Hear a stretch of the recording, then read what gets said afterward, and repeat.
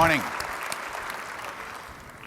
Good morning. It's a pleasure to be with you this morning. I wish that I could be there in person, so I want to explain why I am not. As you know, I used to come to Canada for many, many years. I worked with Toronto Business and Data Business Forums, developing and helping develop your government treasury checks and your bonds. I spoke to many organizations, including RCMP.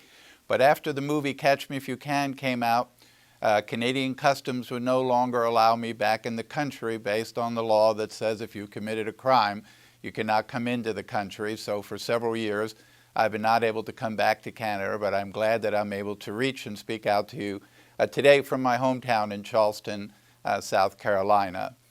As you know, I've been attached to the FBI for over 42 years. I've written several books on all types of crimes, and 3 of them on identity theft. What is amazing to me, I guess, is that what I did 50 years ago as a teenage boy is thousands of times easier to do today because of technology. Unfortunately, technology breeds crime. It always has, and it always will. There will always be people willing to use technology in a negative, self-serving way. So we've had over 1 billion identities stolen, including mine and probably everyone in the audience. As I mentioned, I live in South Carolina. About 4 years ago, someone hacked into our tax revenue office and stole 3.8 million tax returns of the citizens of South Carolina, including me. That means they had your Social Security number, your wife's Social Security number, your children's Social Security number because you claimed them as dependents. If you paid your state taxes by check, they had an image of your check so they knew where you banked, what your account number was at the bank, what your routing number was into your account. That's your wiring instructions, how you sign your checks, what check number you were on, and if you paid by credit card or debit card, they had that. On the day the incident occurred, I was actually in the FBI field office in Phoenix, Arizona, so our local TV station in Charleston tracked me down. They really just wanted a comment from me about what I thought about having my identity stolen. And I asked the reporter, what did the state tax revenue office have to say? And they said, well, they said they did absolutely nothing wrong. My comment was that would be absolutely, literally impossible. Every breach occurs because somebody in that company did something they weren't supposed to do, or somebody in that company failed to do something they were supposed to do. And hackers do not cause breaches. People do. In the end of an investigation, it turned out an employee at the tax revenue office took home a laptop they weren't supposed to take home. They went online in an unrestricted area, and obviously the hackers got in. When we had the Equifax breach, which keeps growing, it started at 140 million, now it's 148 million, started out at 1 million driver's licenses, now it's 10.6 million driver's licenses, 4,000 passports. Again, this is a company that failed to keep their technology updated, failed to fix the patches that were sent to them, allowing the hacker to get in. I cannot overemphasize to you the importance today of teaching your employees, and that's everyone from the CEO to the janitor, the importance of keeping the information that's been entrusted to them safe. And that comes through education. There is no technology, and there never will be any technology that defeats social engineering. You only defeat social engineering through education. So during the month of October in the United States, that's Cyber Awareness Month, for the last 5 years I've gone out 5 days a week, every week during that month to speak to a Fortune 500 company. I think I wrapped up last year at Nationwide Insurance in Columbus, Ohio. And basically when I go out to those companies, I do not park in the visitor parking lot. I park in the employee parking lot. And when I get out of the car, I empty my pockets of memory sticks that say confidential. I throw them all over the parking lot. I have a tracking device on them. So at lunchtime in the company's cafeteria, I open my laptop to see how many employees internally went to see what that memory stick says. It says this is a test and you failed. I've yet to be at a company where not more than one or more than one person has looked at that. I try to explain later that I could have cost their company $1 billion overnight and destroyed their 100-year-old brand. Again, I cannot overemphasize the importance of education today. If you get an email from the CEO down to the accounting department that says, I want to review the W-2s or the employees' tax records, that's an unusual request. That person should have gotten up, went up to the CEO's office and asked if they actually sent that email. The emails that are getting so sophisticated because the people who put these emails out are learning so much about the individual on social media. So I've seen emails that simply from the CEO to the CFO that might say, Bob, enjoyed dinner with you and your wife Karen last night at your beautiful home. I forgot to mention to you over dinner that, as you know, I'm leaving to go to Nashville today, and I'll be gone for a week. I wanted you to wire $35,000 to this charity and to do so today by noon. Well, that's very convincing because you're sat there, you did have dinner with him, he knows your wife's name, but all of that came from social media. We live in a way too much information world. We tell people way too many things, and consequently, we wonder why people are stealing our identities. Now, it'd be foolish of me to talk about this and not tell you how to protect your identity, because it's as simple as it is to steal one's identity, it is even simpler to protect yourself from not being a victim of that crime. So I only ask people to do what I do myself. First of all, I do have a shredder. I shred everything. Yesterday, you got a catalog from Macy's or a department store. You looked at it, but you didn't want anything, so you threw it away. On the back cover was your name and address, a barcode, a source code, an ID number. That's all I need to become you. What you think is worthless is of great value to somebody else. There are basically 3 shredders built in the world, 3 types. There are a lot of manufacturers, Staples, Fellows, and many others. But if you're using a straight ribbon shredder, that's a ribbon shredder that cuts paper straight. At the FBI laboratory in Quantico, Virginia, we put those documents back together in less than 30 minutes. We can shred the entire Wall Street Journal and put it back together in an hour. If we can do it, so can the criminals. Many people use a crisscross shredder, much better, it cuts paper down to a little rectangular small box. But we use a software called ePuzzler that allows us to put those documents back together, as we did in Enron, WorldCom, Tyco, Arthur Andersen. Even though the auditors shredded thousands of pieces of material, we put it back together, and so can a criminal. So when you go out to buy a shredder, it's not so much a who made the shredder.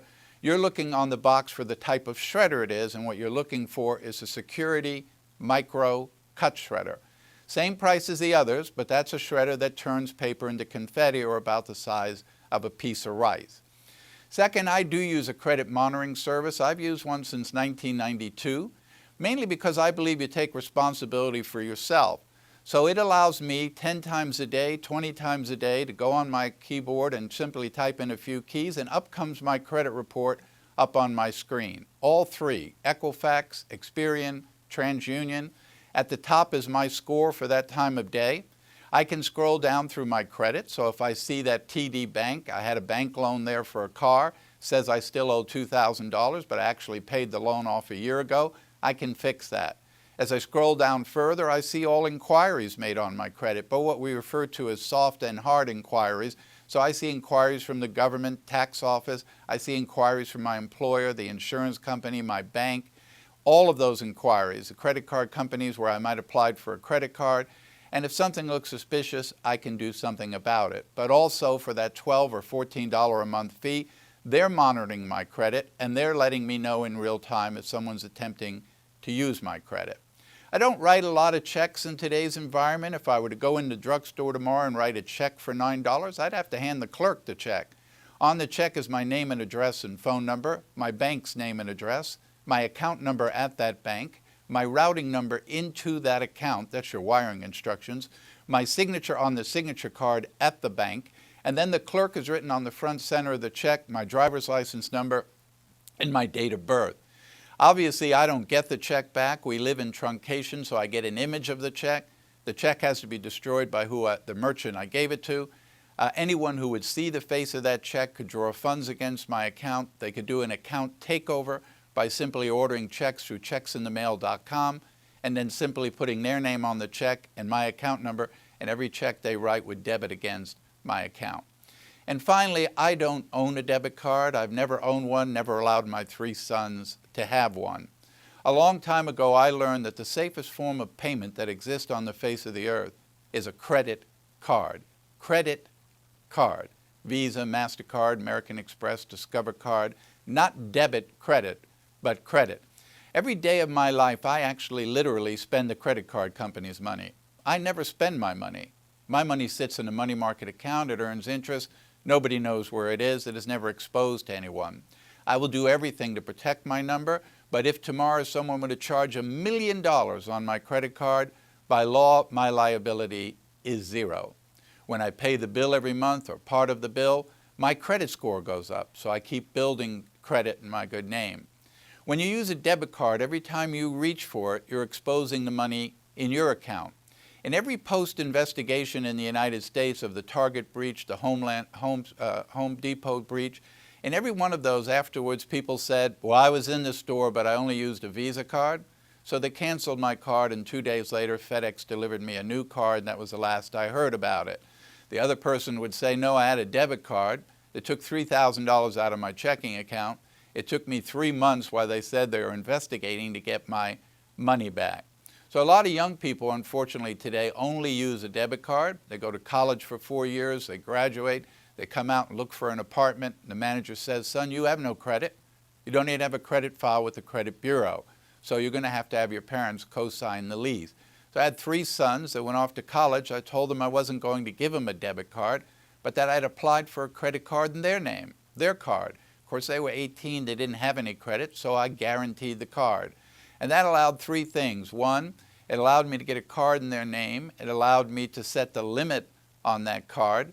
And it also allowed me to pay that bill every month, see what they were spending, what they were doing at school.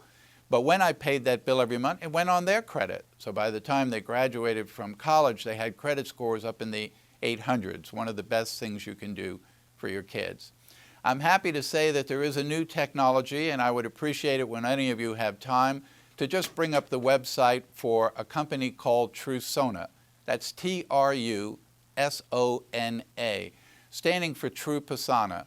You know, for years I have said that we have got to get rid of passwords. This is a 1964 technology that we are using today around the world in 2018. Passwords are why we have all the problems that we have today.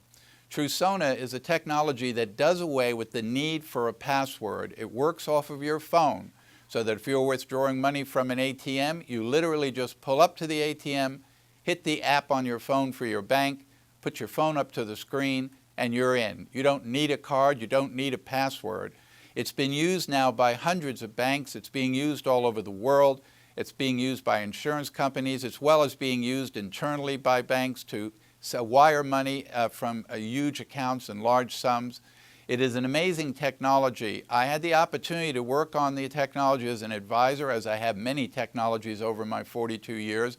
But I've never worked on a technology that had such promise today to finally bring us to an era where usernames and passwords will be a thing of the past, and you will not have to use a debit card or a card to get into your bank or to get information. You will simply use your phone. And our phone, of course, is going to be the way that we do business. Whether we like it or not, everything's going to be eventually tied to our phone.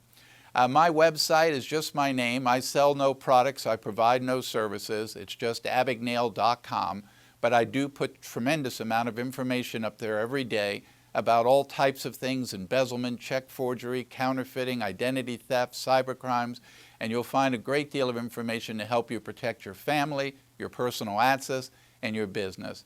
Thanks to Payments Canada for having me. From Charleston, South Carolina, it's been a pleasure spending the morning with you. This is Frank Abagnale. Have a great day.